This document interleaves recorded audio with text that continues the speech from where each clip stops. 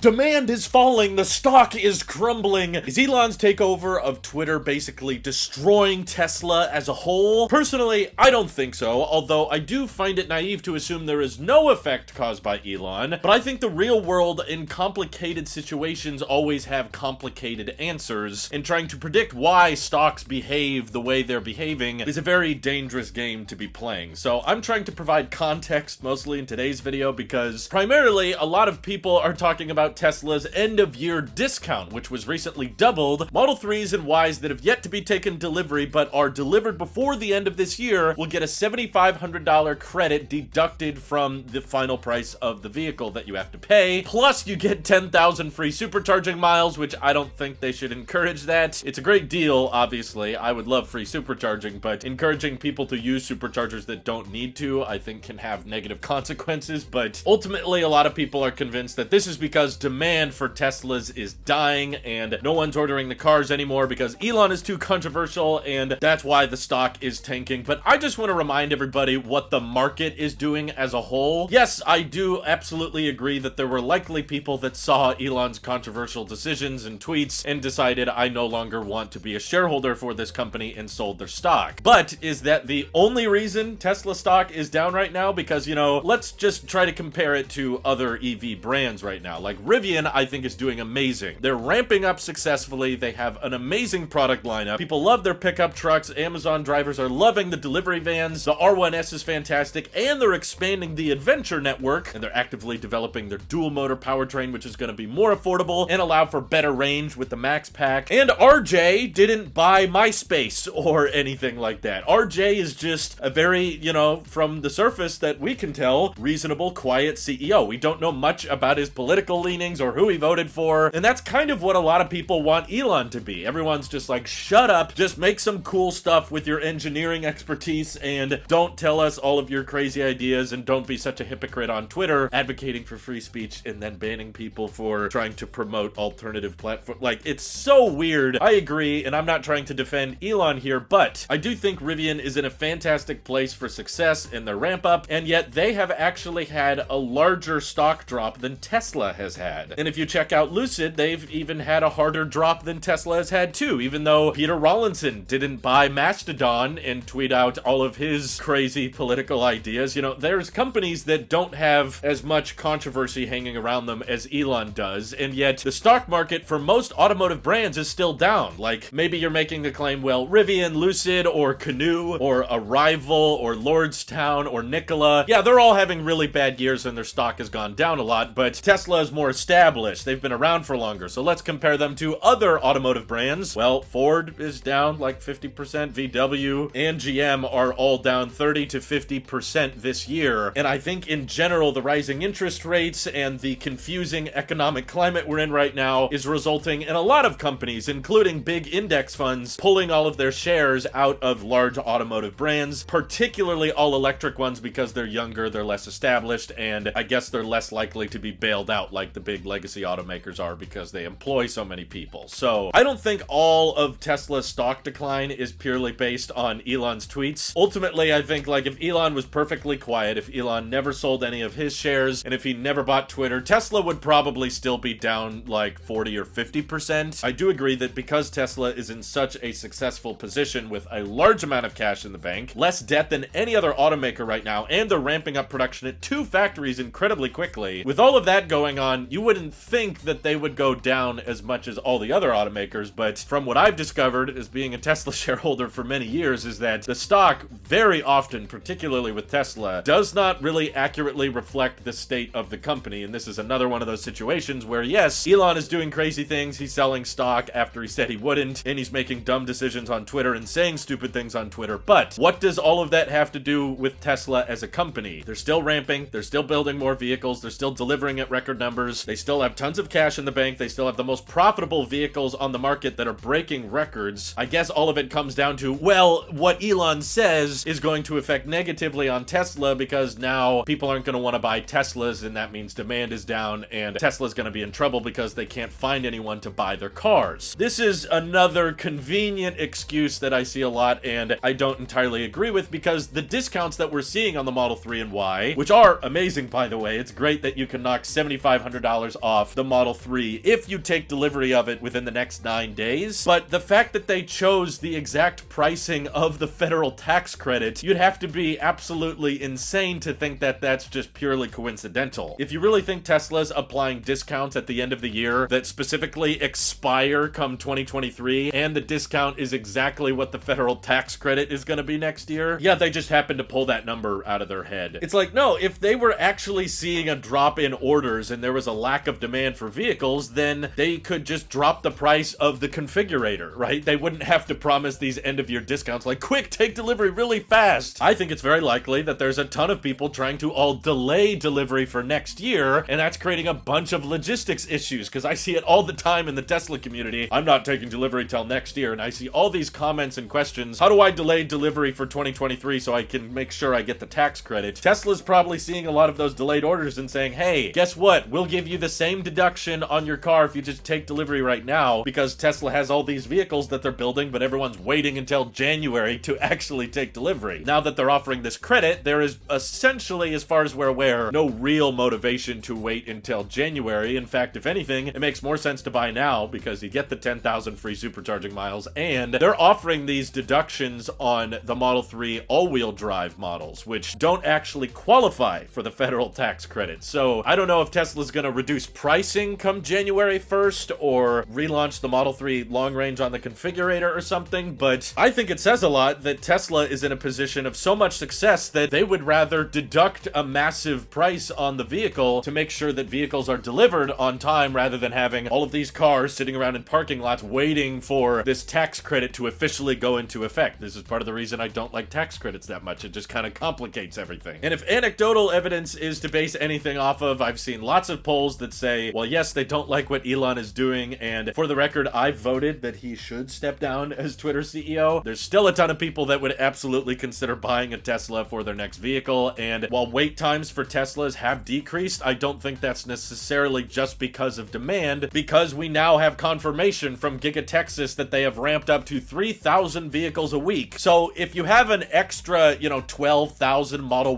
Ys a month being produced in the United States, that's absolutely going to bring down the wait time, even if demand stays the same. Now, of course, I do agree with the economic climate we're in and the interest rates. I wouldn't be surprised if there's definitely less people ordering new Teslas because they would rather save money and get a cheaper car or a used car. And because supply and demand are starting to get closer to that equilibrium, there's likely a bunch of people that are finding out you can buy used Model 3s for a lot cheaper, and that means less new orders are coming in. But ultimately, I'm kind of disappointed that a lot of people are looking at discounts and better deals going on with Teslas as bad things. Like, I'm a shareholder, I want Tesla to do well, but I am still very happy and very excited that people are taking delivery of vehicles and getting massive discounts and free supercharging miles. Like, isn't it great when the company has to win you over? Like, a lot of people out there, I'm sure, are, witnessing Electrify America crumble before our very eyes, and they want to buy an EV that has supercharging access and has the great software and mobile app experience that my Tesla has given me, but they're just too dang expensive. But if Elon keeps doing crazy things and that hurts demand and that makes vehicle prices fall, isn't that kind of a win for the people that were hoping for cheaper Teslas? Honestly, with how simple their manufacturing is and how clean their interiors are and how little individual parts go into them, I still have the belief that Tesla could undercut basically most other automakers in the future if they really needed to. But that's the thing. If demand was the issue, why wouldn't they be dropping prices directly off the configurator, just like Lucid is doing right now? Because they have a demand problem. You want more people ordering your product, you reduce the price of it from the beginning. Whereas what Tesla is doing is offering you a discount for taking delivery right now, but that discount ends come January 1st because then it gets pushed off to the tax credit. But for the record, I personally think that Elon's time would be better spent at SpaceX. I don't think he's doing a good job running Twitter, and all of the stuff he probably wants to focus on with Tesla involves robotaxis, AI, and the Tesla bot, which I don't think any of those things are really going to take off the way he's hoping. So for the most part, after listening to several earnings calls and watching many presentations where Elon kind of stumbles through them and doesn't really know what he's talking about, reading the PowerPoint slides as the presentation's going on, I think it was good for him to be at Tesla during the initial startup phase, but now Tesla has kind of, in a lot of ways, achieved their mission because the narrative around electric vehicles has absolutely shifted since they started. Foreign and domestic governments governments and states have all kind of agreed electric cars are the future, and it's only a matter of time before we phase out gas vehicles. And because of that, we're just at the point of scaling up production and building more factories, building more batteries. And I think Drew Baglino can do a great job at running the company, and the people that are working at Tesla currently are doing a fantastic job without Elon. So I would be happy if he just left Twitter and spent all of his time trying to make Starship work, and we didn't have to hear about all of his crazy political ideas. But he's gonna do what he wants to do. But ultimately, I think it's important to keep in mind that the stock would likely be down anyway, even if Elon wasn't doing all of this stuff. And you might make the argument that a lot of people would sell their Tesla stock because they love Elon so much, so if they found out he wasn't at the company anymore, they wouldn't want to invest in it. So trying to predict the stock market is kind of ridiculous, especially when Tesla's part of S&P 500, so that means there's very, very large index funds that have to pull out or sell at certain times of the year, or when a stock performs a certain way. And compared to Rivian and Lucid and other all-electric brands, Tesla's actually outperforming them, even with all of the Elon drama, which, again, I do think he's had an effect, but I don't think he is the sole cause of this. Like, Tesla would be growing if it weren't for Elon's crazy claims. And I also don't think demand is that big of an issue. I think this tax credit is just complicating things and making people want to delay delivery. But once January comes around, I think a lot of truth will be unveiled in terms of what Tesla's comfortable selling their vehicles for. So how do you guys feel about the whole situation? Do you disagree with me wholeheartedly? Personally, I just want Elon to go back to working on rocket stuff, and someone else can worry about Twitter, which seems to be a train wreck right now. All your thoughts and opinions, let me know down in the comments below. And thank you to everyone on Patreon supporting this channel directly. Seriously, helps us out a ton, as does just watching these videos. So thanks again. Have an excellent rest of your day.